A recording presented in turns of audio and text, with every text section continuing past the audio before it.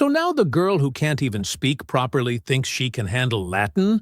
Professor Gaines's voice rang out, sharp and cutting, his finger aimed straight at Amara, like she was something to be put in her place. Go on, show us how badly this ends. Amara Bennett was already on her feet, one hand braced against the desk, the other lifting her paper high. Her jaw set as the room buzzed with laughter behind her. A few students leaned forward, grinning, feeding off the moment. Gaines turned to the board, markers scratching fast as he filled it with a dense, punishing passage. Every line meant to break her. He stepped closer, invading her space, a smug smile spreading. "Translate this," he said, "word for word. Do it right, and I'll quit." The room held its breath, waiting for her to crack. And he had no idea he was about to hear her answer him better than he ever could. Before continuing, comment where in the world you are watching from, and make sure to subscribe because tomorrow's story is one you can't miss. The lecture hall buzzed with early morning energy. Students slumped in seats, some clutching coffee cups, others typing notes on laptops. Morning light filtered through tall windows, casting long rectangles on the tiled floor. Amara Bennett sat in the middle row, back straight, pen poised over a fresh notebook page. Unlike many of her classmates who relied on technology, she preferred handwritten notes. The feeling of ink on paper helped cement the knowledge in her mind. Her dark curls were pulled back neatly, and her focus never left the front of the room. Professor Harold Gaines stood before them, his tweed jacket and bow tie a walking stereotype of academic prestige. At 58, his salt-and-pepper hair and wire-rimmed glasses completed the image he carefully cultivated, that of the distinguished scholar whose very presence demanded respect. "The beauty of classical texts," Gaines announced, pacing before the blackboard, "is that they've been definitively interpreted by scholars far greater than any of us will ever be." His voice carried the comfortable authority of someone used to being the smartest person in the room. This passage from Cicero's Pro Archia Poeta clearly demonstrates the principle I outlined last week. He gestured to the Latin text projected on the screen behind him. Notice the use of the subjunctive here.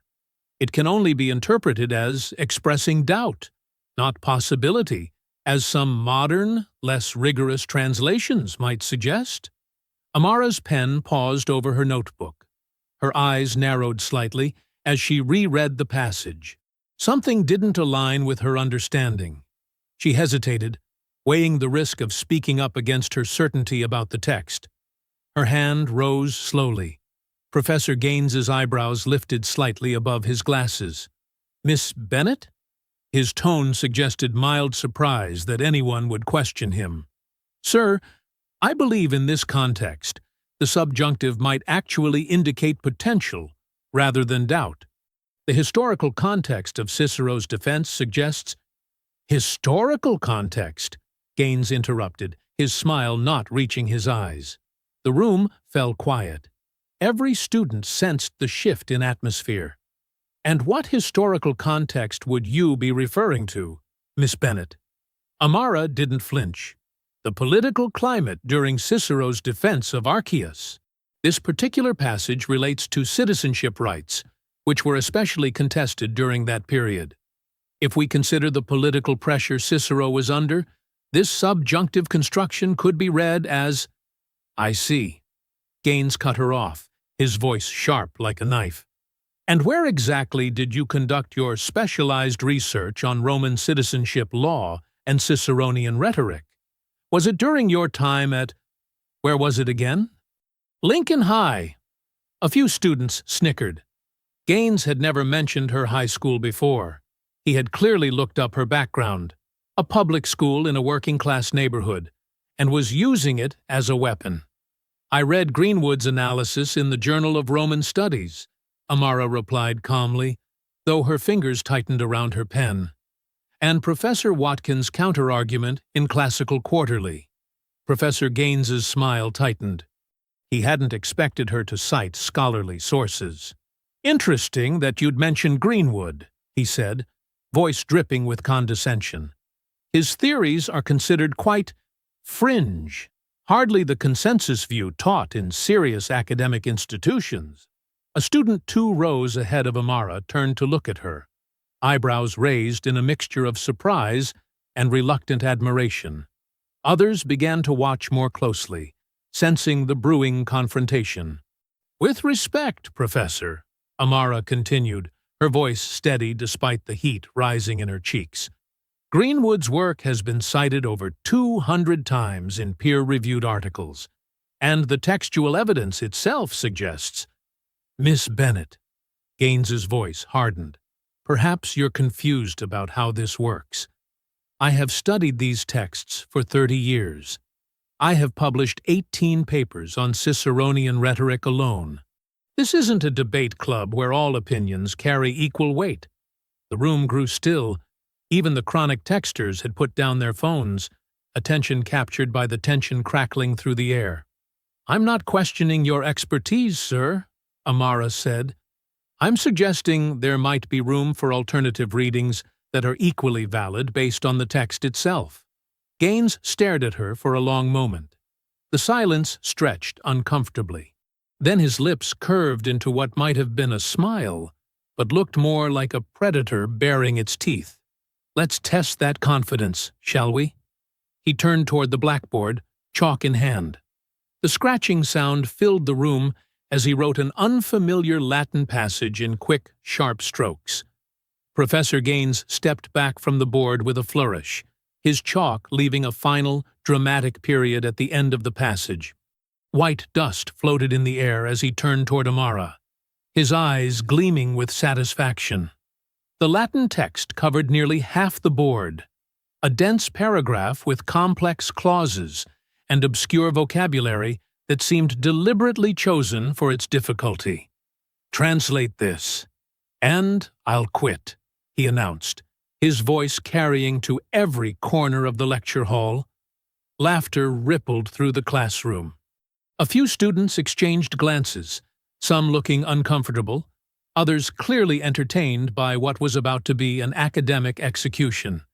The boy who always sat in the front row, the professor's favorite, smirked openly. "Come now." Professor Gaines gestured toward the board with exaggerated politeness. "You seem to have such profound insights into Latin texts. Surely this shouldn't pose any problem for a scholar of your caliber."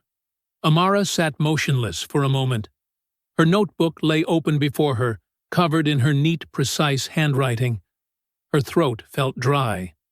The passage on the board wasn't from any standard text. It appeared to be from an obscure legal document, filled with technical terminology and archaic forms that most third-year Latin students would struggle with. This was a trap, carefully designed to humiliate her in front of everyone. Slowly, Amara gathered her paper and pen. She stood, aware of every eye in the room following her movement. Her heart hammered against her ribs, but her face remained composed, betraying nothing of the storm inside. As she walked down the steps toward the front of the class, the whispers started. "She's actually going to try? This is going to be brutal. $10 says she doesn't get past the first sentence." Professor Gaines stepped aside with a theatrical sweep of his arm, his posture relaxed and confident. He crossed his arms over his chest, leaning slightly against his desk as if settling in to enjoy a particularly entertaining show. "The floor is yours, Miss Bennet. Illuminate us." More snickers. Someone in the back row made a soft, mocking sound. Amara stood before the board, her back to the class. She took a deep breath and studied the text, letting her eyes move methodically across each line.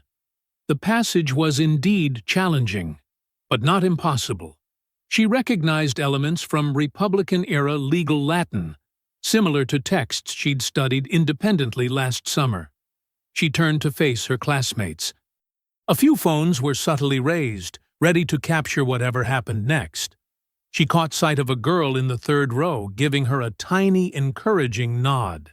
The text appears to be from a legal judgment dating to the late Republic.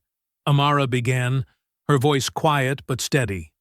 It translates as, "In matters where a citizen's rights have been impugned without proper testimony, the court must consider not merely the letter of the law, but its spirit as understood by our forebears." When Claudius Vestinus brought his claim against the property of Marcius, he failed to recognize that custom in such cases demands consideration of prior judgments. She paused, then continued with growing confidence. The precedent, established under the consulship of Gaius Piso, clearly states that no man may claim ownership through indirect means what he could not claim directly. The subtlety of language does not disguise the intent of action. The room had fallen completely silent. Even those who had been scrolling through their phones now watched with undisguised surprise. Amara didn't just recite words. She brought meaning to them, explaining shifts in tone and contextualizing difficult phrases. The final section employs more formal rhetoric, she continued. Thus we conclude that attempts to circumvent established principle through linguistic maneuvering betrays not cleverness, but a fundamental misunderstanding of the law's purpose. The judgment is rendered against Claudius, with costs. She added, the phrasing suggests this was probably written during Cicero's era. Given the rhythmic structure of the final sentence, it bears his stylistic influence, though it's not by him directly. When Amara finished, the silence in the room was absolute. Every student sat motionless, some with mouths slightly open. The girl who had nodded at her earlier now wore an expression of undisguised admiration. Professor Gaines stared at her, his face frozen in rigid stillness. The smug smile that had played on his lips throughout her walk to the front had vanished completely. His arms remained crossed, but his fingers now gripped his biceps so tightly that his knuckles had turned white. He seemed unable to respond, caught in a moment he had never anticipated. The silence stretched across the lecture hall like a taut wire. No one moved. No one spoke. The only sound was the soft hum of the overhead lights and the distant voices from the hallway outside. Then, from the back row, a single pair of hands came together. Clap, clap, clap. The sound echoed through the frozen classroom. A student with glasses and a blue sweater nodded as he continued his hesitant applause. For a moment, he clapped alone, his expression uncertain, as if testing dangerous waters. 2 more students joined in, then 5 more. Within seconds, the awkward, scattered clapping swelled into genuine applause. Someone even whistled from the corner of the room. Amara stood at the front, her eyes wide with surprise. She hadn't expected this.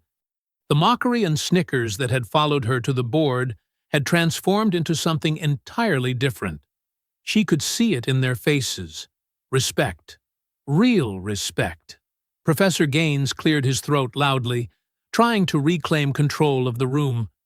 He forced a laugh that sounded hollow against the applause. "Very impressive memorization, Miss Bennet," he said, speaking over the clapping. "Though I suspect you've simply committed a translation to memory, rather than truly understanding the nuances." His voice lacked conviction, the words falling flat even as he spoke them. The applause faded. Amara looked directly at Gaines, her expression calm. "I haven't memorized any translation of this text, Professor. I worked through it just now based on grammatical patterns and contextual clues." Her voice was soft but clear. "I'd be happy to discuss the nuances further if you'd like." A few students exchanged glances, eyebrows raised. No one had ever spoken to Gaines this way. The professor's face tightened. "That won't be necessary. Return to your seat." Amara nodded and walked back to her chair, every eye in the room following her. The atmosphere had shifted completely. Something fundamental had changed in the balance of the classroom. As she sat down, a girl next to her, Lily Thompson, leaned over. "That was incredible," she whispered, her eyes bright with admiration. "How did you do that?" Amara gave a small smile. "I just love Latin," she said simply. 2 rows behind them, a student with dark hair quickly checked his phone before slipping it back into his pocket. On the screen was a video, paused on the image of Amara standing confidently at the front of the class, with Gaines's stunned face visible in the background. Professor Gaines turned back to the board, erasing Amara's challenge with quick, aggressive strokes of the eraser. His movements were jerky, uncharacteristic for a man known for his composed demeanor. "Let's continue with our scheduled material," he announced, his voice slightly higher than normal. He launched into the day's lecture, speaking faster than usual, the words tumbling out as he kept his back to the class longer than necessary. When he did turn around, he kept his gaze fixed on the far wall or the first row, never once looking at Amara's section of the classroom. Gone was the easy confidence that usually carried him through lectures. He checked his watch repeatedly, skipping over slides that would normally have prompted lengthy discussions. Students exchanged confused glances as Gaines rushed through complex concepts without his usual detailed explanations. Several times he lost his place in his notes, something no one had ever seen happen before.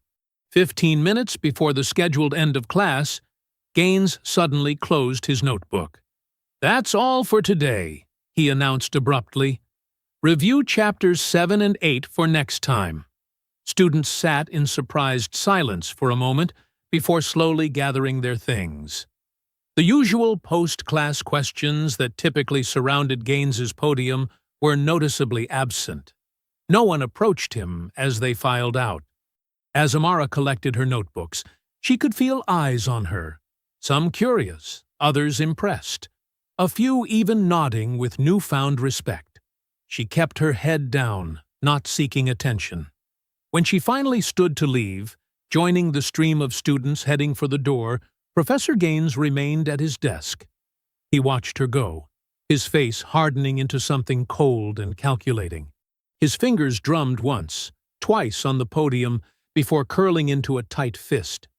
The afternoon sun slanted through the windows of The Grind, the popular campus cafe where students huddled over laptops and textbooks. Amara sat in a corner booth, her Latin textbook open beside a half-finished cup of coffee that had gone cold. Her finger traced the same passage she'd translated hours earlier, but her mind kept replaying the moment. Professor Gaines's face as his challenge backfired. She should have felt triumphant. Instead, uneasiness had settled in her stomach like a stone. Standing up to Gaines hadn't been about showing off. It had been about defending herself, about not letting someone dismiss her knowledge just because they hadn't expected her to have it. "It's not like I wanted this," she muttered, closing the book with a soft thud. Her phone buzzed against the wooden table. Amara glanced at the notification. Grades updated. Classical Studies 401. She tapped the screen, navigating to the university portal. Her brow furrowed as the page loaded. Her weekly translation assignment, one she'd submitted 3 days ago, showed a grade of CI. "That can't be right," she whispered. She'd done exceptional work on that assignment. Professor Walters, who had reviewed an early draft, had even commented that it showed graduate-level insight. Yet here was a CI, accompanied by feedback that read only, "Inadequate understanding of nuance. See me after class." Amara scrolled back through her previous grades. A, then this sudden drop. She zoomed in on the feedback section, searching for specifics, for anything that would explain what she'd done wrong. Nothing. Just that vague dismissal. "Mind if I join you?" Amara looked up to see Daniel Reeves standing by her table, a coffee in one hand and a thick legal textbook tucked under his arm. She'd seen him in her classical studies class. He was one of the few who asked thoughtful questions. "Sure," she said, sliding her books to make room. Daniel set his things down and took a seat across from her. That was something this morning, he said, his voice low. Gaines didn't know what hit him. Amara winced slightly. You saw that? Everyone saw it. There's video making the rounds. He pulled out his phone, showing her a clip someone had posted to the campus social media group. In it, she stood calmly translating while Gaines's expression shifted from smugness to shock. Great, Amara said, her voice flat. That's exactly what I need. To be known as the girl who embarrassed Professor Gaines. Daniel studied her face. You didn't want attention. I just wanted to be treated with respect, she said, turning her phone face down on the table. I didn't plan to challenge him. I just couldn't let it slide again. Again? Daniel asked, leaning forward slightly. Amara hesitated, then shook her head. It doesn't matter. They sat in silence for a moment. Daniel took a sip of his coffee before speaking again. For what it's worth, a lot of people respect what you did. Gaines has a reputation. A reputation for what? She asked, though she already knew. For picking targets. Usually students who don't fit his idea of who belongs in classics. Amara's phone buzzed again. She flipped it over, expecting a text, but it was another notification from the university portal. Frowning, she opened it and scrolled through her other classes. This doesn't make sense, she said, more to herself than to Daniel. What's wrong? He asked. My midterm essay for Roman history. It was graded an A last week. Now it's showing a B. Daniel set down his coffee. Can they even do that? Change grades after they're posted? They're not supposed to. Not without notification. Amara navigated to another class. Introduction to Medieval Literature. Another downgrade, from an A to a C+. Her heart began to race. 3 classes, 3 unexplained grade changes. All in the hours since she'd stood up to Gaines. As she stared at the screen, a new notification appeared at the top of the page. Meeting required. Academic Review Committee. Thursday, 2 p.m. Amara's stomach dropped. She clicked on the notification, scanning the brief message beneath it. Attendance mandatory to address concerns regarding academic integrity. Academic integrity. The accusation hung in the air, unspoken but clear. Amara? Daniel's voice seemed distant. What is it? She turned the phone toward him, her hand trembling slightly. They're saying I cheated. Daniel read the message, his expression darkening. This isn't random, he said quietly. 3 grade changes and an academic review, all on the same day you embarrassed Gaines? He can't do this, Amara whispered. But even as she said it, doubt crept in. Professor Harold Gaines wasn't just any faculty member. He was department chair, published author, the face of the university's classics program. And she was just a scholarship student who had dared to prove him wrong. Daniel's jaw tightened as he studied the notification. You need to document all of this. Screenshot everything. The grade changes, the timestamps, any feedback you received before. You think that will help? I'm in my 2nd year of law school, he said. One thing I've learned, when someone with power makes a move like this, it's rarely spontaneous. And it's rarely their first time. Amara stared at the meeting notice, the words blurring slightly, as her eyes welled with tears she refused to let fall. This isn't about Latin anymore, she whispered, the realization settling over her like a cold shadow. Daniel looked at her, determination in his eyes. No, he said. It's about who gets to belong here, and who gets to decide that. Amara arrived 20 minutes early, her folder of evidence pressed against her chest, like armor.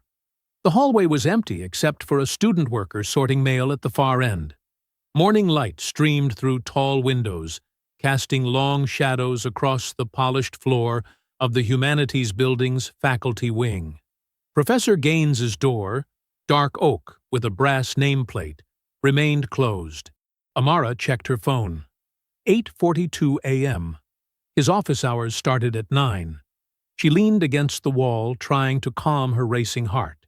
Inside her folder, printouts of her original essays, screenshots of the changed grades, and notes she'd prepared defending her Latin translation. Daniel had helped her organize everything last night.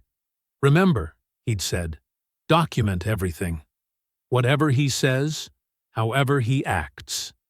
The hallway clock ticked loudly. 8:57 a.m. Footsteps approached from around the corner. Measured, unhurried. Professor Gaines appeared, briefcase in hand. He noticed her immediately, but showed no surprise. "Miss Bennett," he said, his voice neutral. "You're early." "I wanted to be sure I didn't miss you," Amara replied, working to keep her voice steady. He unlocked his office door. "Come in, then." The office was exactly what you'd expect from a tenured classics professor. Bookshelves lined with leather-bound volumes, a large wooden desk, framed degrees on the wall. A small bust of Caesar watched from a corner shelf. "Please sit," Gaines said, gesturing to the chair across from his desk. He set down his briefcase, removed his jacket, and took his seat with deliberate calm. Gone was yesterday's flustered man, whose authority had been challenged. This was Professor Gaines in full command of his domain. "I understand you have concerns about your grades," he said, folding his hands on the desk. "Yes. Several of my grades were changed yesterday, without explanation. Academic assessment is an ongoing process," he replied smoothly. "But that's not my primary concern today." He opened a drawer and removed a folder. From it, he extracted a document and placed it before her. "I've been reviewing your work more carefully. This is serious, Ms. Bennett." Amara glanced down. The top page read, "Academic Integrity Violation Report." Her name was typed neatly below. "Plagiarism," she whispered, the accusation hitting her like a physical blow. "Your translation yesterday was exceptional," Gaines said, his tone shifting to one of practiced concern. "Too exceptional, in fact. The passage I selected contains nuances that first-year students simply don't grasp. Even graduate students struggle with it." "I've been studying Latin since high school," Amara said, feeling heat rise to her face. "Yes, so your application stated. A public high school in a district not known for its classics program." His smile was thin. "The translation you provided matches scholarly work too closely to be coincidental." "That's because it's correct," Amara said, her voice rising slightly. "There are only so many ways to accurately translate a passage." Gaines raised his hand, cutting her off. "Ms. Bennett, in my 30 years of teaching, I've developed an ear for when students are reciting memorized material rather than demonstrating genuine understanding." "I didn't plagiarize anything," Amara insisted, clutching her folder tighter. "I can explain every choice I made in that translation." "I'm sure you believe that," Gaines said, his voice dripping with false sympathy. "However, given the circumstances, I've recommended your case for disciplinary review." Amara stared at him, disbelief washing over her. "This is retaliation, isn't it? Because I challenged you in class?" Something flashed in his eyes, anger, quickly masked. "That's a serious accusation, Ms. Bennett. One that reflects poorly on your character." "My character isn't the issue here." "I disagree," he said coolly. "Academic integrity speaks directly to character. I'm concerned about your future here, which is why I've flagged this for review rather than making an immediate determination myself." The perfect trap, Amara realized. He'd positioned himself as the concerned professor, not the accuser, even while destroying her reputation. "The committee will contact you," Gaines continued, closing his folder. "I suggest you prepare carefully. First offenses can sometimes be treated with leniency." Amara stood, trembling slightly. "This isn't right." "What isn't right is taking shortcuts in your education," Gaines replied. "That's all for now, Ms. Bennett." She left his office, the folder now crumpled in her grip. Once in the hallway, she pulled out her phone and called Daniel. "He's accusing me of plagiarism," she said when he answered. "For the translation." "What?" Daniel's voice sharpened. "Amara, this is serious. Where are you?" "Outside his office." "Stay there. I'm coming to you." His voice lowered. "This isn't just unfair. It might be illegal. Retaliatory academic action violates university policy." "He made it sound like he's doing me a favor," Amara said, her voice catching. "Like he's protecting me by sending it to review. Classic manipulation. Don't fall for it." 3 hours later, sitting in the campus center, Amara's phone chimed. A new email appeared from Academic Integrity Board. Her fingers trembled as she opened it. "This notice serves to inform you of a formal academic misconduct hearing scheduled for Monday, 10:02 a.m., regarding allegations of plagiarism in Professor Harold Gaines's Advanced Latin Translation course. Your attendance is mandatory. Failure to appear will result in automatic findings against you." The email continued with procedural details, but Amara could barely focus on the words. Her scholarship, her education, her future, everything she'd worked for, now hung in the balance. She stood outside the building, staring at her phone as students passed by, laughing and talking, their worlds intact while hers crumbled. The email's final line glowed on her screen like a death sentence. "Students found in violation of academic integrity policies face sanctions, including course failure, academic probation, and possible expulsion." Afternoon sun slanted across the campus quad as Amara slumped onto a bench, her backpack landing with a thud beside her. Daniel arrived moments later, laptop tucked under his arm, his face tense with concern. "How are you holding up?" he asked, sitting down. "I'm not," Amara said. Her voice sounded hollow, even to her own ears. Daniel opened his laptop. "Let's look at exactly what they're claiming." Amara pulled out the printed accusation form Gaines had given her. The paper trembled slightly in her hands as she passed it to Daniel. "He's saying I couldn't possibly have known that translation, that I must have memorized it from somewhere or had outside help." Daniel scanned the document, his frown deepening. "This is thin, very thin. But that doesn't mean it's not dangerous." "What happens now?" Amara asked, opening her own laptop. Daniel sighed. "Academic misconduct hearings aren't like regular courts. They're heavily weighted toward protecting the institution." His fingers tapped a nervous rhythm on the keyboard. "The burden of proof isn't beyond reasonable doubt. It's more like preponderance of evidence, just enough to tip the scales. So they only need to sort of believe him?" Amara's stomach twisted. "Basically, and professors get automatic credibility. Students don't." He pulled up the university's academic integrity policy. "See here? The committee is made up of 3 faculty members and only 1 student representative. That's not fair. It's not designed to be fair. It's designed to protect the university." Amara scrolled through the policy document, her anxiety mounting with each paragraph. "It says I can bring someone with me, but they can't speak?" Daniel nodded grimly. "I can go with you, but only as a silent support person. You have to defend yourself.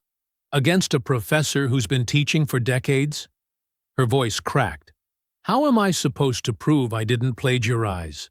"That's the worst part," Daniel said softly. "The accusation flips everything. You're guilty until proven innocent." A group of students walked by, their voices dropping as they passed. One girl looked directly at Amara, then quickly away, whispering to her friend. The message was clear. Word was spreading. "I need to talk to someone in the department," Amara said, standing abruptly. "Someone must see how wrong this is." They walked to the classics department, finding the administrative office still open. The secretary looked up as they entered, her smile fading when Amara introduced herself. "I'd like to speak with the department chair about a hearing notice I received," Amara said. The secretary's voice turned formal, rehearsed. All academic integrity matters follow strict protocols. The department chair cannot intervene in active cases. "But Professor Gaines is retaliating against me," Amara insisted.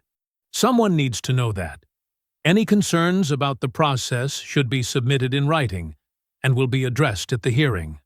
The woman slid a form across the counter. "You can document your perspective here." "That's it?" Daniel asked. "A form?" "That's the procedure." The secretary turned back to her computer, conversation clearly over. Outside, Amara crumpled the form in her fist. "They're circling the wagons." "Exactly what I was afraid of," Daniel muttered. As they crossed the quad, two students from Amara's Latin class approached. They'd always been friendly before, chatting before lectures. Now they veered away, pretending not to see her. "Did you see that?" Amara whispered. Daniel nodded. "Academic accusations are like poison. People don't want it to rub off on them. But I haven't even had a hearing yet." "Doesn't matter. The whispers are enough." That evening, Amara returned to her dorm room, dropping her keys on the desk with a clatter. Her roommate had left a note. "Staying at Lisa's tonight." It wasn't her usual study night. The empty room felt accusatory. Amara sank onto her bed, phone in hand. She needed to talk to someone who believed in her. She dialed her mother's number. "Hey, baby girl," her mother answered, voice warm. "How's my college genius today?" Amara's throat tightened. Her mother had worked double shifts for years to help her prepare for college. The scholarship had been a miracle for their family. "Just checking in," Amara managed. "Classes are intense." "You can handle intense. You always have." Amara closed her eyes. "Mom, what if something happens with my scholarship? Is everything okay?" Concern sharpened her mother's voice. "Just hypothetical," Amara lied. "The pressure gets to me sometimes." "Listen to me. Whatever happens, we'll figure it out. That's what we do." After hanging up, Amara stared at the ceiling. She couldn't tell her mother. Not yet. Not until she knew how bad it would get. Later, sitting at her desk, Amara looked at her carefully arranged textbooks. Latin grammar, classical history, linguistics. Books she'd cherished. Knowledge she'd earned. None of it felt secure anymore. She ran her fingers along the spines, wondering if they were already being taken from her, not physically, but in every way that mattered. Her scholarship, her reputation, her future, all hanging by the thinnest thread, ready to snap at the word of one man who couldn't accept being challenged by someone he'd underestimated. Morning sunlight streamed through the tall windows of the university library archives.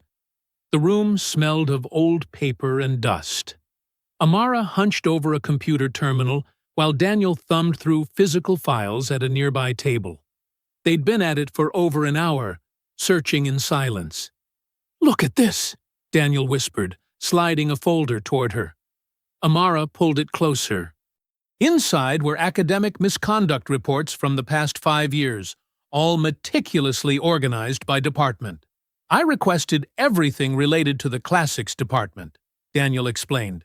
"The archivist owed me a favor." Amara flipped through the pages. Patterns emerged like puzzle pieces clicking together. 6 students over 3 years, all accused of academic misconduct under Professor Gaines, all with similar charges: plagiarism, unauthorized assistance, misrepresentation of work. "They all withdrew," she muttered. "Every single one." Daniel nodded. "No appeals, no hearings. They just disappeared." "Look at their names," Amara pointed. "Rodriguez, Washington. Kim, Patel." Her finger moved down the list. "Notice anything?" Daniel's expression hardened. None of them fit his preferred student profile. "And there's no follow-up," Amara said. "No record of what happened after. Did they transfer? Drop out completely?" That's what bothers me. Daniel pushed his glasses up. It's like the cases got erased. These students vanished from the system without a trace. Amara felt a cold anger rising in her chest. This wasn't new. This was a pattern, a system. Students like her pushed out quietly, their voices silenced before they could speak.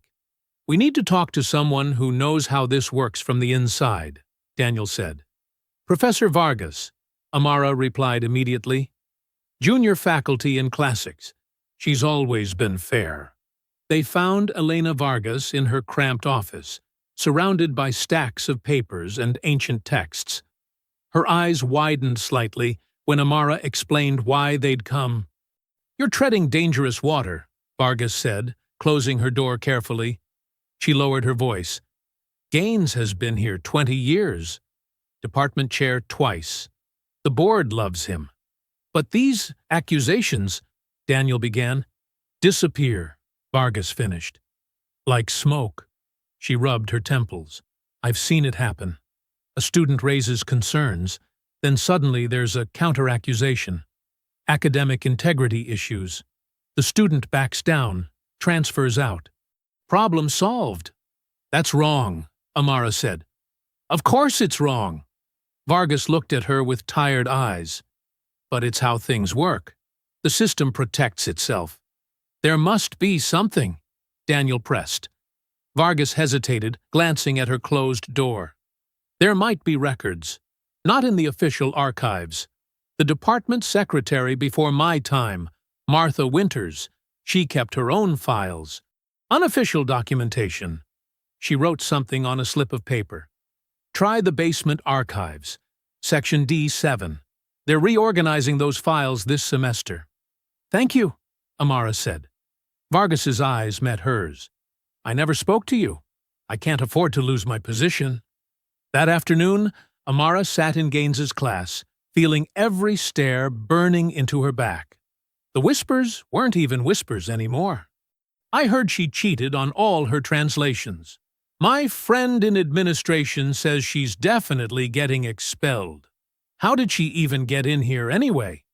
Gaines lectured confidently about Ovid's Metamorphoses, his voice carrying through the hall as if nothing had happened. Not once did his eyes move toward Amara's seat. She raised her hand during discussion. His gaze swept past her as if she were invisible. Total erasure. She was already gone in his mind. When class ended, students flowed around her like water around a stone. No one spoke to her. No one met her eyes. Lily, who had whispered admiration days before, hurried past with her head down. Outside the building, Daniel waited, leaning against a tree. "How was it?" "Like I don't exist." Amara's voice was flat. "I found Section D7, Daniel said. It's locked, but the work-study student has a key. He'll let us in tomorrow morning." Amara watched students crossing the quad, laughing, belonging, secure in their futures. Everything she'd worked for was hanging by a thread, all because she'd dared to be right in front of a man who couldn't bear being wrong. She turned to Daniel, something shifting in her chest. The fear that had paralyzed her was hardening into something else. Something with edges. "We expose him," she said, her voice steady and clear. "Not just for me. For everyone he's pushed out. Everyone he's silenced." Daniel nodded, determination matching hers. "We find the evidence. We build the case. And we make sure he can't do this again."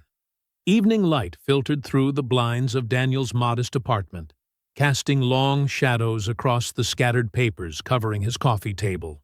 Amara sat cross-legged on the floor, her back against the couch, while Daniel hunched over his laptop at the small dining table.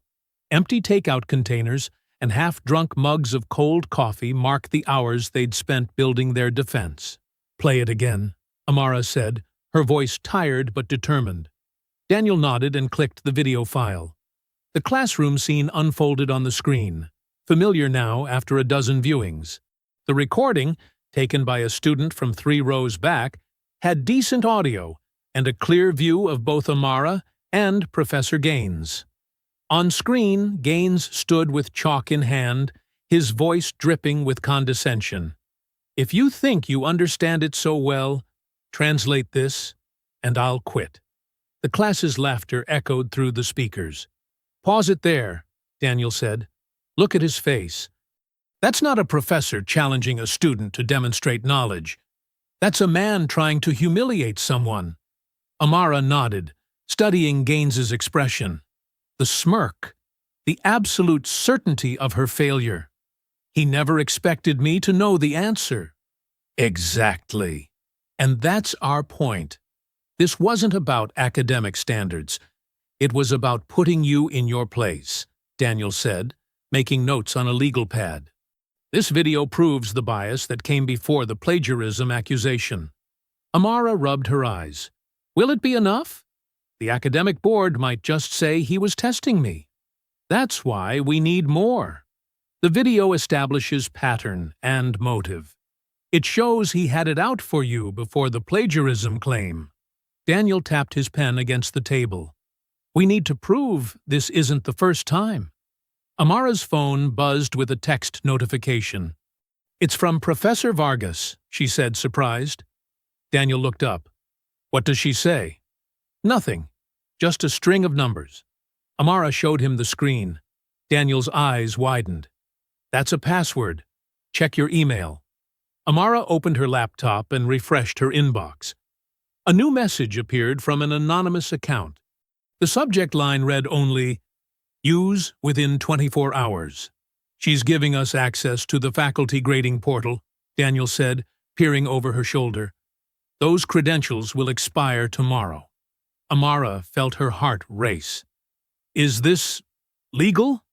It's a gray area. We're not changing anything, just looking. Daniel hesitated. But if anyone asks, I did this part alone. Your scholarship can't afford another mark. Amara nodded and typed in the password. The faculty portal opened, revealing years of grade distributions, comments, and evaluations. Daniel quickly showed her how to filter for Gaines's classes. There, he said, pointing to a pattern in the data. Look at his grade distribution over the past 5 years. The numbers told a story. A clear pattern of certain students receiving drastically lower grades in the middle of semesters. Most eventually withdrew. Can we see who these students were? Amara asked. Not names, but demographic data is here. Daniel clicked through several screens. Interesting. Almost all scholarship students. Disproportionately women. Disproportionately minorities. Amara felt a chill. He targets people who don't fit his idea of who belongs. They worked methodically, documenting everything. Daniel created graphs showing the statistical anomalies. Amara compiled a timeline of inconsistent feedback on her own work.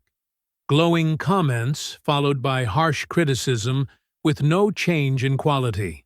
This is building something solid, Daniel said, printing several pages. Combined with the video, it shows a pattern of behavior. Amara stood up to stretch her stiff legs. I still don't understand why. Why go to all this trouble to push students out? Power, Daniel said simply. Control over who gets to join the academic elite. People like Gaines see scholarship students, especially minorities, as diluting what they think is sacred. Amara's phone pinged with another message from Professor Vargas. Found anything useful? She typed back, Yes, thank you. The response came quickly. Be careful with this. Gaines has friends in administration. Daniel glanced at the message. She's risking a lot to help you. I know. Amara turned back to the computer. Which means she knows he's done this before. As the night deepened, their case grew stronger. The preliminary defense took shape. Evidence of bias, statistical patterns, timeline inconsistencies. It wasn't perfect, but it was something solid to stand on. We should sleep, Daniel finally said, rubbing his eyes. The hearing is in 3 days. But Amara wasn't ready to stop. She clicked back to the video, watching it one more time. On screen, she saw herself walking calmly to the front of the room, facing the board, and delivering the translation that had triggered everything. This time, watching herself, she didn't feel the sting of the intended humiliation. Instead, she saw the moment for what it truly was, the beginning of exposing something rotten that had been hidden for too long. "This isn't just about clearing my name anymore," she said quietly. "This is about stopping him from doing this again." Daniel nodded, gathering their notes into a folder. "One step at a time. First we win your hearing. Then we can think about the bigger picture." Amara watched the video one final time, seeing not humiliation, but proof. The university administration building stood cold and gray against the morning sky. Amara tugged at her blazer sleeve, smoothing invisible wrinkles as she and Daniel approached the entrance. The pre-hearing meeting was scheduled in 15 minutes, and her stomach twisted with each step. "Remember," Daniel said quietly, "this is just preliminary. Stay calm. Stick to the facts." Amara nodded, clutching the folder containing their evidence. "I know. I just can't believe we're here at all." Inside, they were directed to a small conference room with a polished wooden table and uncomfortable chairs. University seal mounted prominently on the wall. Administrative power on display. Mrs. Taylor, the university conduct officer, entered precisely on time. She wore a navy suit and carried a tablet, her expression professionally neutral as she shook their hands. "Ms. Bennett, Mr. Reeves, I understand you've requested this meeting to present evidence before the formal hearing." "Yes," Amara said, her voice steadier than she felt. "Thank you for agreeing to see us." Ms. Taylor sat across from them. "To be clear, I'm not deciding your case today. I'm simply reviewing what you have before the full committee sees it." Daniel nodded. "We understand. We believe this evidence shows clear bias and potentially a pattern of discriminatory behavior by Professor Gaines." Ms. Taylor's eyebrow raised slightly. "That's a serious claim." "With serious evidence to back it," Amara said, opening the folder. They started with the video. "Ms." Taylor watched it on Daniel's laptop, her expression unchanging as Professor Gaines challenged Amara on screen, as the class laughed, as Amara delivered her flawless translation. When it ended, Ms. Taylor tapped a finger on the table. "This shows an uncomfortable classroom moment, certainly," she said carefully. "But how does this relate to plagiarism?" "It establishes motive," Daniel explained. "Professor Gaines was publicly proven wrong by Amara. The plagiarism accusation came immediately after this incident." Amara slid forward the statistical analysis. "And this shows it's not an isolated incident." Ms. Taylor reviewed the graphs showing grade patterns, withdrawal rates, and demographic breakdowns. For the first time, her professional mask slipped.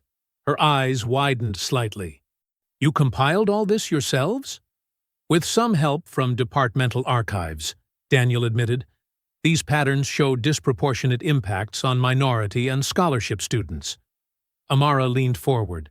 "I'm not the first student Professor Gaines has targeted, but I want to be the last." Ms. Taylor studied the data longer than necessary, then looked up. "Where did you access these records?" Daniel and Amara exchanged glances.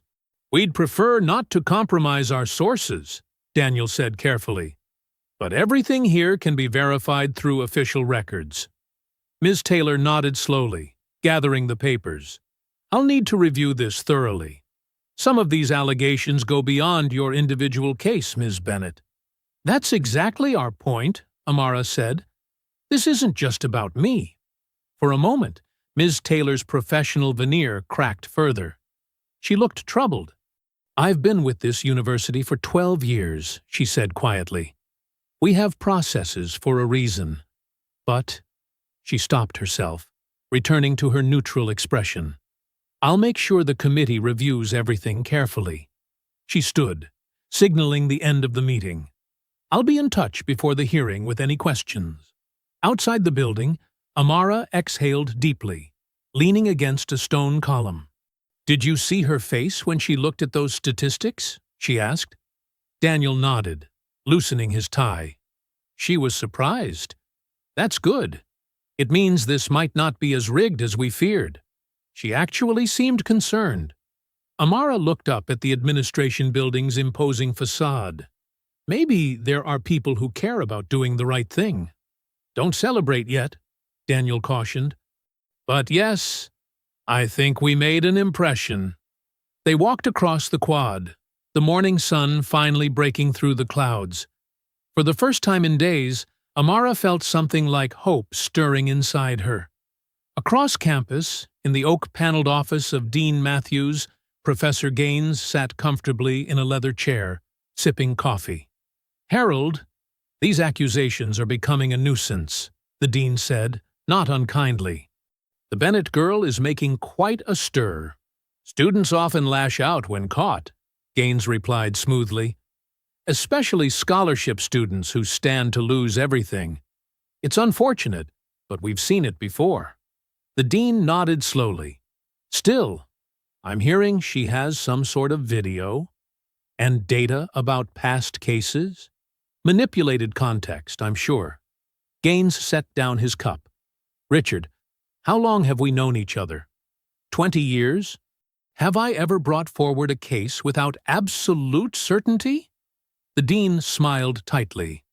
"No, you haven't. And the department appreciates your standards." "All I want is to maintain the integrity of our program," Gaines said. "Sometimes that means difficult decisions." Later that evening, Amara sat cross-legged on her bed, laptop open.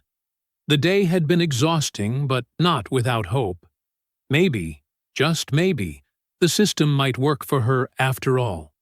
Her email notification chimed. From Taylor, Michelle, University Conduct Office. Subject: Evidence under review. Dear Ms. Bennett, I am writing to confirm that all materials submitted during today's pre-hearing conference are now under official review by the committee. We will be examining both the video evidence and the statistical data presented. Please be prepared to discuss these materials in detail at your hearing. Regards, Michelle Taylor. Amara read the email twice.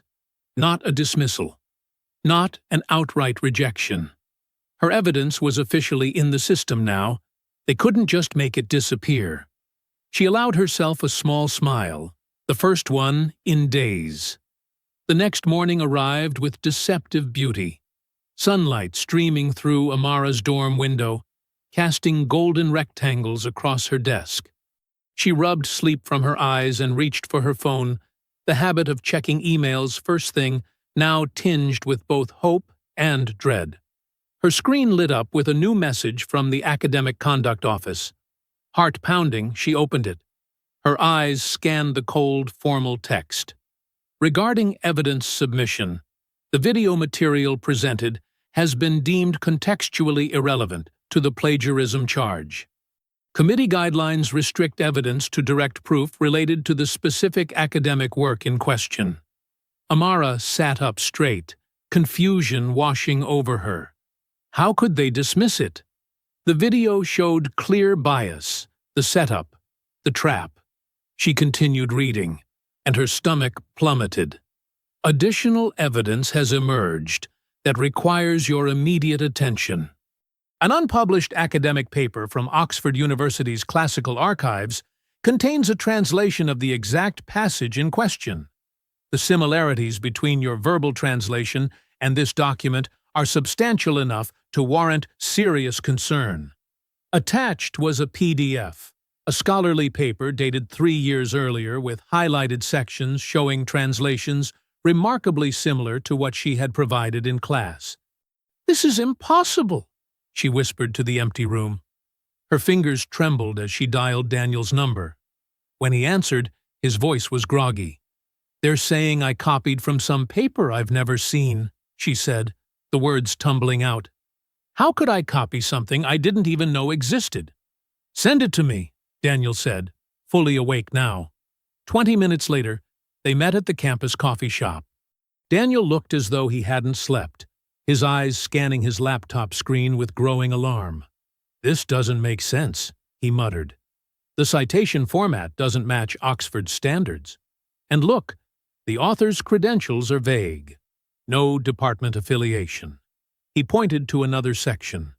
The writing style shifts dramatically between sections, almost like it was fabricated. Amara finished, her voice hollow. "He made it up. But this would take serious effort to fake," Daniel said. "The translation itself is sophisticated. The formatting looks legitimate to someone who wouldn't know better." Amara stared at the paper. "He didn't just want to embarrass me. He wants to destroy me." Her phone buzzed with a text from Professor Vargas. "I can't help anymore. I'm sorry. Nothing more." "She's backing out," Amara said, showing Daniel the message. Daniel ran a hand through his hair. "They got to her. Junior faculty with no tenure. She's vulnerable." The hearing was scheduled for 2 p.m. Despite Daniel's last-minute preparations, Amara could feel the outcome solidifying around her like hardening cement. The committee room felt deliberately intimidating. A long table of 5 faculty members seated across from a single chair. Professor Gaines sat at the far end, expression appropriately somber, as though this pained him deeply. Amara presented her defense, explaining her years of Latin study, her ability to translate on the spot, the impossibility of her having seen an obscure, unpublished paper. "Miss Bennett," said the committee chair, "your academic record before this incident was indeed impressive. However, the similarity between your translation and this document cannot be ignored." "Because it's fabricated," she insisted, desperation creeping into her voice. "Please, check the document properly. Verify its authenticity." The chair frowned. The document was verified by Professor Gaines, who obtained it through his Oxford connections. Daniel tried to interject about the formatting inconsistencies, but was swiftly informed that as he wasn't an official advocate, his speaking time was limited. The deliberation lasted only 15 minutes. When they returned, the verdict was delivered with clinical detachment. "Amara Bennett, this committee finds sufficient evidence of academic dishonesty. You are hereby suspended pending formal expulsion proceedings. Your scholarship status is frozen, effective immediately." The words struck her like physical blows. Suspended. Scholarship frozen. Everything she'd worked for, gone. Outside, Daniel was furious. "This is a railroad job. We'll appeal. I'll talk to the law school faculty." Amara barely heard him. The reality was crashing down, practical concerns flooding in. Where would she live? Her housing was tied to her scholarship. How would she tell her parents? That afternoon, she returned to her dorm room, moving mechanically as she pulled out her suitcase. Each item she packed, books, clothes, the small desk lamp her mother had given her, felt like surrendering a piece of her future. Her phone buzzed constantly, messages from classmates who'd heard the news. Some expressed shock, others offered support, but most were just fishing for gossip. As she zipped her suitcase closed, a knock came at her door. Her residence advisor stood there with an uncomfortable expression. "I'm sorry, Amara. They're asking that you vacate by 5 o'clock. Amara nodded numbly. "I'm almost ready." She took one final look at the small room that had been her home, her safe place. Then she shouldered her backpack, grabbed her suitcase, and stepped into the hallway.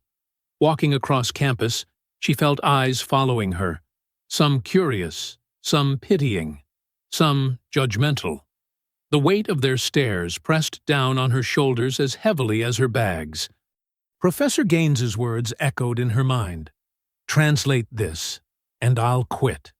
He hadn't quit. Instead, he'd made sure she would. That night, Amara sat in her dorm room surrounded by half-packed boxes. The university had granted her 1 extra day to move out after Daniel made some calls. The room looked hollow now, stripped of the small touches that had made it hers. Books were stacked in crates, clothes folded in bags. Her diploma from her high school valedictorian ceremony lay wrapped in tissue paper. The lamp cast long shadows across the bare walls. Outside, students walked to evening classes or dinner. Normal life continuing while hers collapsed. She picked up her phone and scrolled through messages from her parents. She'd told them only that there was a misunderstanding about her academic standing. Not the full truth. Not yet.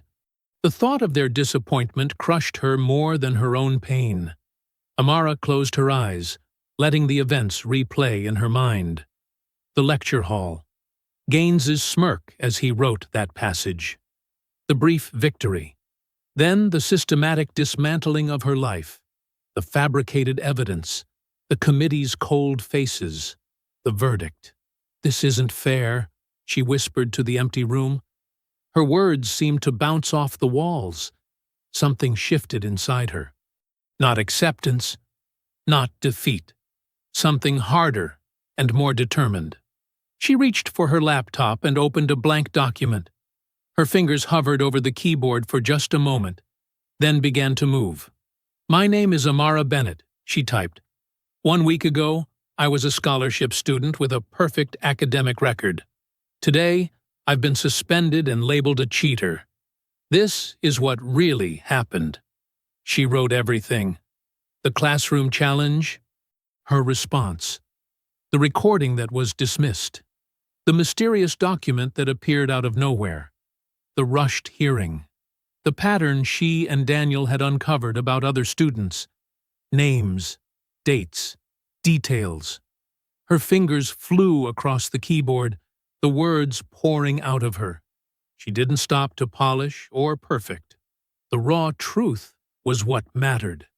2 hours later, her phone rang. "Daniel. How are you holding up?" he asked, his voice heavy with concern. "I'm writing it all down," Amara said. "Everything that happened. I'm going to post it online." A pause. "Amara, wait. We need to be strategic about this. The university has lawyers." "And what do I have?" she asked, her voice rising. "They've taken everything else. My reputation, my scholarship, my future. What else can they take?" "I understand you're angry." "I'm not angry, Daniel. I'm clear." Amara looked at her screen, at the thousands of words she'd written. Silence is what protects him. Silence is why he's gotten away with this before. "Just let me review it first, okay? Make sure you're not saying anything that could backfire legally." She agreed, sent him the document, and continued packing while she waited. Her Latin books were the hardest to box up. Years of study, of passion, reduced to evidence of a crime she didn't commit. Daniel called back an hour later. "It's solid," he said. "But are you sure about this? Once it's out there—" "I'm sure." After they hung up, Amara made minor edits, then took a deep breath. She posted the complete account to her social media, to the university's student forum, and to a website Daniel helped her create. Truth at Westridge University. Then she waited. Minutes stretched into hours. Her post gathered a handful of likes, a few supportive comments from friends. But no groundswell, no outcry. The university's social media accounts continued posting about campus events as if nothing had happened. Doubt began to creep in. Maybe no one would believe her. Maybe no one cared. Maybe Gaines really was untouchable. At midnight, she lay on her stripped bed, staring at the ceiling. Tomorrow, she would have to leave. Find somewhere to stay. Tell her parents the full truth. She closed her eyes, exhaustion finally winning over anxiety. Her phone buzzed at 1:17 a.m. Probably Daniel checking on her again. But it wasn't Daniel. It was a message from someone she didn't know, responding to her website post. "This happened to me too. 3 years ago. Same professor. Same accusation. I've been afraid to speak up. Until now." Amara sat up in bed, suddenly wide awake. Her heart pounded as she read the message again. She wasn't alone. She wasn't the first. She typed back with shaking fingers. "Can we talk?" The response came almost immediately. "Yes. There are others too." Amara's eyes flew open at the first ray of sunlight. She'd finally fallen asleep around 3 after exchanging messages with Olivia Grant, a former student who had faced the same accusation from Gaines 3 years earlier. Her hand reached instinctively for her phone. The screen was filled with notifications, dozens of them. She sat up, rubbing sleep from her eyes, trying to process what she was seeing. Her post had been shared hundreds of times overnight. Comments flooded in, not just supportive messages, but testimonials. "Professor Gaines accused me of plagiarism in 2018. I left the university rather than fight. He told me I didn't have what it takes after I questioned his translation. 2 weeks later, academic misconduct charges. I thought I was the only one. I've carried this shame for 4 years." Amara's hands trembled as she scrolled through message after message. Some were brief, just a line or two of solidarity. Others were detailed accounts that mirrored her own experience with disturbing accuracy. The public humiliation, the sudden grade changes, the fabricated evidence. Her phone buzzed with a call from Daniel. "Are you seeing this?" he asked without preamble. "Yes," she whispered. "I had no idea." "It's even bigger than we thought," Daniel said, his voice tight with controlled excitement. "I've been up since 5 cataloging everything. There's a pattern here, Amara, clear as day, and it's not random. Gaines specifically targets scholarship students, especially minorities. Anyone he thinks doesn't belong in his version of academia." Amara got out of bed and opened her laptop. More messages were coming in through the website. Email after email, some from students who had graduated years ago, carrying their silence like a weight. A new message from Olivia appeared. "I have something you need to see. Can we meet?" 2 hours later, Amara sat across from Olivia Grant in a coffee shop off campus. Olivia was 27, professionally dressed, with eyes that carried a wariness Amara recognized all too well. "I never thought I'd set foot near this university again," Olivia said, sliding a folder across the table. "But when I saw your post, I knew I had to come." "What is this?" Amara asked, opening the folder. "Emails. I printed them before I left. I was going to fight back then, but—" She shook her head. "I was alone. No one believed me." Amara's breath caught as she read through the papers. They were emails between Gaines and another professor discussing how to handle the Grant situation. One line jumped out. "The plagiarism claim doesn't need to be solid. It just needs to be enough to scare her off. He did this on purpose," Amara said, looking up. "These prove it." Olivia nodded. "And there's more. He mentioned another student he dealt with the same way the year before. I found her too. She's willing to talk now." By afternoon, Daniel had transformed his apartment into a war room. Papers covered every surface. Testimonials were organized chronologically, showing a clear pattern spanning nearly a decade. 23 former students had come forward. 17 had faced plagiarism accusations. 14 had left the university, all after challenging Gaines in some way. "This isn't just bias," Daniel said, taping another statement to his wall. "This is systematic abuse of power. And the university enabled it by never investigating properly." Amara's phone rang. It was Professor Vargas. "I saw the website," she said, her voice low. "You need to know. The administration is meeting right now. This is getting media attention. They're discussing next steps. Are they going to try to silence us?" "I don't think they can anymore," Vargas said. "There's too many voices now." By evening, the university's damage control began. An official email announced a formal investigation into the allegations against Professor Gaines. A new hearing regarding Amara's case would be conducted, this time with external reviewers present. The local newspaper called for comment. Then a regional news website. Then a national education reporter. Amara sat on Daniel's couch, watching as their careful documentation transformed into something bigger than she had imagined. Her phone buzzed constantly. More students, more stories, more evidence piling up against the man who had tried to destroy her future. "They're calling for a public hearing," Daniel said, looking up from his laptop. "The pressure's working." "I never thought this would happen," Amara said softly. "When I posted that story, I thought I was just screaming into the void." "You gave people courage," Daniel replied. "Every person who stayed silent. You gave them a voice." As night fell, Amara finally returned to her dorm room. The boxes she'd started packing remained unfinished. She wouldn't be leaving tomorrow after all. She sat on her bed and opened her laptop one last time to check the website. Over 200 testimonials now. Not just about Gaines, but about other professors, other departments, other universities. People sharing stories they'd kept hidden for years. Olivia had sent her a message. "Committee meeting tomorrow. We'll all be there." Daniel had sent a detailed agenda for their preparation. 3 other students from her class had offered to testify about what they witnessed. Amara closed her laptop and took a deep breath. Yesterday, she had been alone against an immovable system. Today, she was part of something much larger. A chorus of voices that could no longer be ignored. For the first time since the accusation, she slept without fear.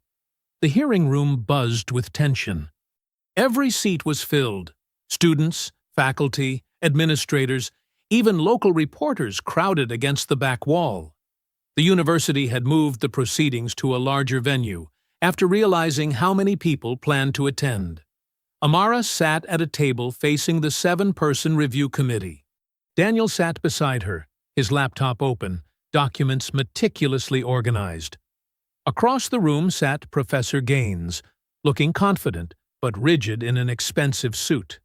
2 senior faculty members flanked him like bodyguards. This wasn't the secretive hearing from before. This was public. This was watched. The head of the committee, Dean Rivera, cleared her throat. "This special review has been called to reconsider the academic misconduct case against Ms. Amara Bennett in light of new evidence. We will also address broader allegations concerning Professor Harold Gaines's conduct." Her voice echoed through microphones set up around the room. "Ms. Bennett, you may begin." Amara stood, straightening her simple navy blazer. The room went silent. 3 weeks ago, she'd been a scholarship student fighting alone. Today, she represented dozens. "Thank you for reopening this case," she began, her voice steady despite the butterflies in her stomach. "What happened to me wasn't an isolated incident. It was part of a pattern." She nodded to Daniel, who connected his laptop to the projector. The screen lit up with a timeline. Names, dates, incidents spanning 8 years. 23 former students have come forward with similar experiences, Amara continued. 17 faced plagiarism accusations after challenging Professor Gaines in class. 14 withdrew from the university entirely. Murmurs rippled through the room. Gaines leaned over to whisper something to one of his supporters, his face a mask of indifference. "Ms. Olivia Grant will now present her testimony," Amara said, stepping aside. Olivia walked to the front, a folder clutched in her hands. 3 years older than Amara, she carried herself with the wary confidence of someone who had survived a battlefield. 4 years ago, I was accused of plagiarism after questioning Professor Gaines's interpretation of a text, she began. I lost my graduate position. I was told no one would believe me. I kept everything. Every email, every document. She opened her folder and removed a stack of printed emails. These show Professor Gaines discussing how to handle students who challenged him. In this one, She held up a page. He specifically mentions creating evidence if necessary. The committee members leaned forward. One asked for copies, which Daniel quickly distributed. Gaines stood abruptly. This is preposterous. Emails can be faked. This is clearly a coordinated attack on my reputation by failed students. Dean Rivera held up her hand. You'll have your turn, Professor. Please continue, Ms. Grant. Olivia finished her testimony, followed by 3 other former students with similar stories. Each one strengthened the pattern. Each one chipped away at Gaines's carefully constructed authority. Then came the moment Amara had been waiting for. Daniel took the floor, adjusting his glasses as he addressed the committee. The document used to accuse Ms. Bennett of plagiarism deserves special attention, he said. We had it analyzed by Dr. Marcus Soto, a forensic linguist from State University. He clicked to a new slide showing a detailed analysis. Dr. Soto identified specific writing patterns in the allegedly plagiarized document, patterns that match Professor Gaines's own writing style, not Ms. Bennett's. A hush fell over the room. Daniel continued, highlighting specific phrases, sentence structures, and word choices that appeared in both the document and in Gaines's published works. The statistical probability of these matching patterns occurring by chance is less than 1 in 10,000, Daniel concluded. This document wasn't copied by Ms. Bennett. It was created to frame her. Gaines shot to his feet again. This is absurd. I have 30 years of distinguished service. You're allowing students to conduct some kind of witch hunt against a tenured professor based on amateur analysis? Dr. Soto's credentials are included in the report, Daniel replied calmly. His analysis follows established forensic linguistic protocols. The committee chair studied the documents closely. Professor Gaines, these findings are concerning. Do you wish to respond to the specific linguistic patterns identified? Gaines's face flushed. I don't need to dignify this with a response. My reputation speaks for itself. Amara stood then, facing Gaines directly for the first time since that day in the classroom. The room seemed to hold its breath. That's exactly the problem, Professor, she said, her voice clear and steady. Your reputation has spoken for you for too long. It silenced students who deserved to be heard. It protected you when you should have been questioned. She picked up the forged document. You tried to destroy my future because I challenged you publicly. But the truth doesn't disappear just because you don't want to hear it. Gaines stared at her, his composure finally cracking. His hand trembled slightly as he reached for his water glass. You don't understand the standards required, he stammered, but his voice had lost its authoritative edge. I understand exactly what the standards are, Amara replied. That's why I'm still standing here. A heavy silence fell over the hearing room as Gaines struggled to respond. The truth hung in the air, undeniable now. The committee members exchanged glances. One of Gaines's faculty supporters quietly moved his chair slightly away from the professor. The wall of protection around Harold Gaines, built over decades of prestige and intimidation, was crumbling before everyone's eyes. The committee chair cleared her throat, breaking the heavy silence that had fallen over the room. She conferred briefly with the other panel members, their whispers barely audible. Amara stood tall, her heart pounding but her face composed. Daniel remained beside her, a steady presence. We will take a 15-minute recess to review all evidence presented today, the chair announced, her voice echoing in the now quiet room. Please remain nearby. As people filed out into the hallway, whispers erupted everywhere. Professor Gaines stalked to a corner, his attorney following closely behind. Their hushed conversation looked tense, with Gaines gesturing sharply several times. Amara stepped outside the main doors, breathing deeply. You were amazing in there, Daniel said quietly. It's not over yet, Amara replied. though for the first time she allowed herself to feel a glimmer of hope. Olivia Grant, the former student who had provided crucial evidence, approached them. "Whatever happens, you've already won," she told Amara. "You stood up? That matters."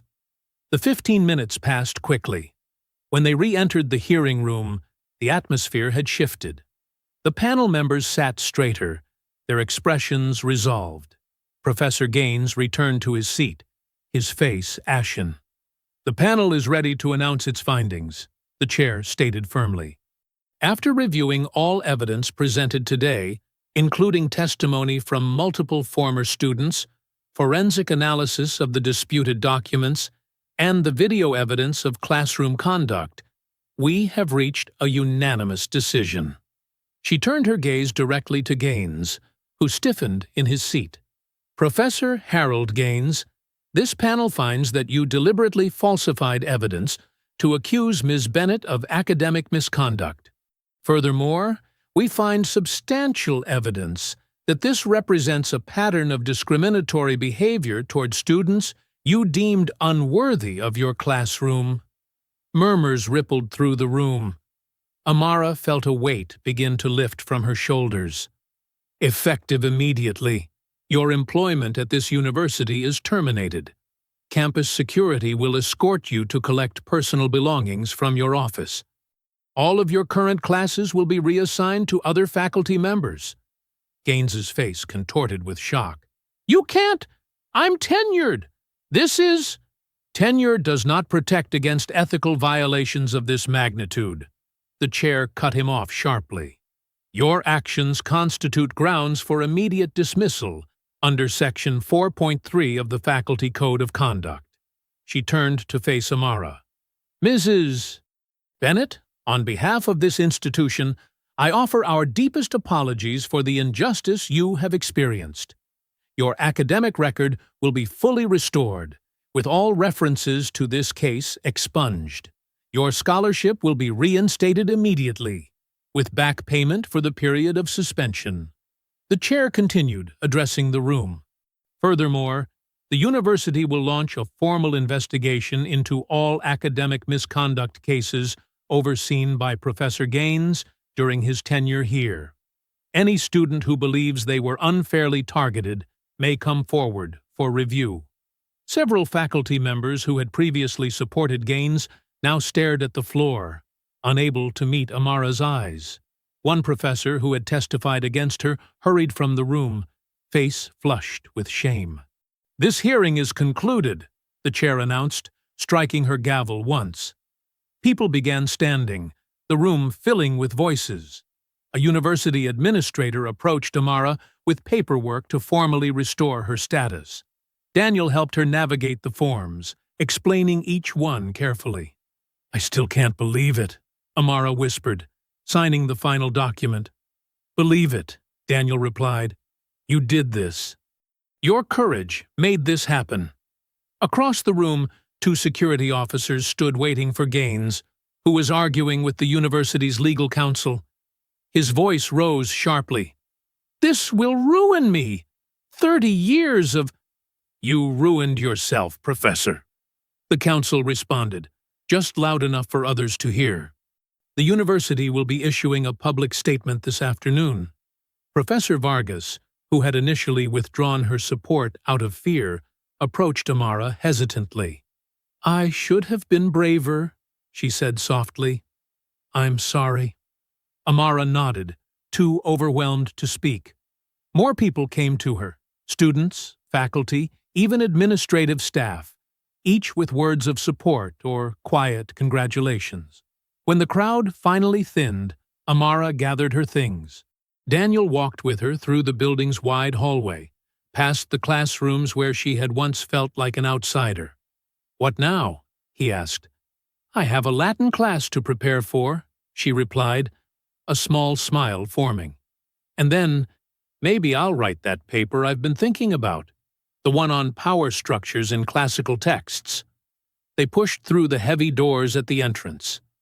Outside, sunlight poured down, warm and bright.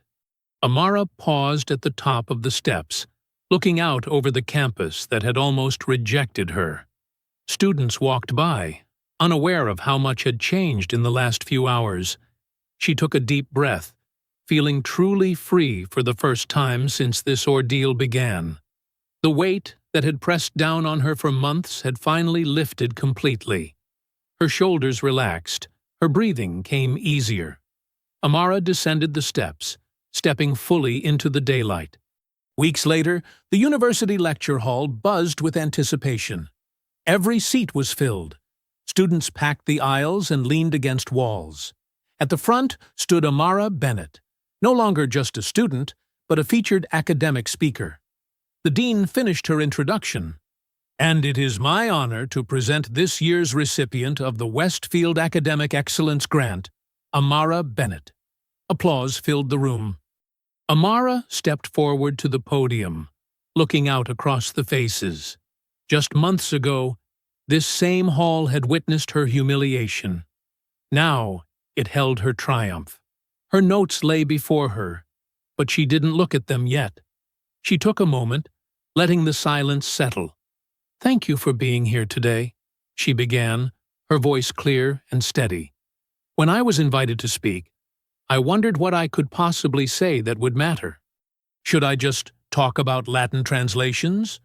Or should I speak about what we all know happened in this very room?" She paused, glancing toward the back where Daniel sat. He gave her a small nod of encouragement, his eyes bright with pride. "I chose both," she continued, "because you can't separate knowledge from power, or truth from the systems that try to bury it." The audience stayed silent, hanging on her words. In the front row sat several department heads, including the interim chair who had replaced Gaines. They watched with careful attention, their expressions serious. The passage I was challenged to translate that day was from Tacitus, his writing on how power corrupts. It wasn't chosen by accident. Amara smiled slightly. What no one expected was that I'd spent 3 years studying Tacitus for my independent research. A few students chuckled, breaking the tension. She moved to the projector, bringing up slides of ancient texts. "Today, I want to share what these words really tell us. Not just about Rome, but about institutions, about silence, and about who gets to speak with authority." For the next 30 minutes, Amara wove together classical scholarship with personal experience. She explained how language had been weaponized throughout history, how those in power controlled who could access knowledge and who could be heard. "When I was accused of plagiarism," she said, voice steady despite the weight of the memory, "it wasn't really about academic dishonesty. It was about belonging, about who has the right to know things, to challenge things." In the third row, Olivia Grant, who had provided crucial evidence against Gaines, nodded in recognition. "But knowledge doesn't belong to gatekeepers," Amara continued. "Truth doesn't need permission to be true." She moved through her presentation with confidence, explaining complex ideas in accessible terms. Students took notes eagerly. Even professors leaned forward, engaged. "The university has since reviewed 17 cases similar to mine," she noted. 15 other students have had their academic records cleared. 3 have returned to complete their degrees. Amara clicked to her final slide. A simple image of an open door.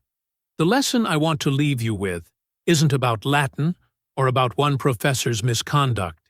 It's about spaces, who belongs in them, and who gets pushed out. It's about what we lose when voices are silenced." She looked directly at the faculty section. "And it's about the responsibility we all have when we see doors closing on others." The silence in the room was different now, thoughtful, reflective, perhaps even a bit uncomfortable for some. "I stand here today because people refuse to let me disappear," Amara said. "Daniel Reeves, who helped build the legal case." She gestured toward the back where Daniel sat. "Olivia Grant, who came forward despite personal risk. And every student who shared their story after I shared mine." The Grant Committee chair nodded from her seat, acknowledging the significance of the moment.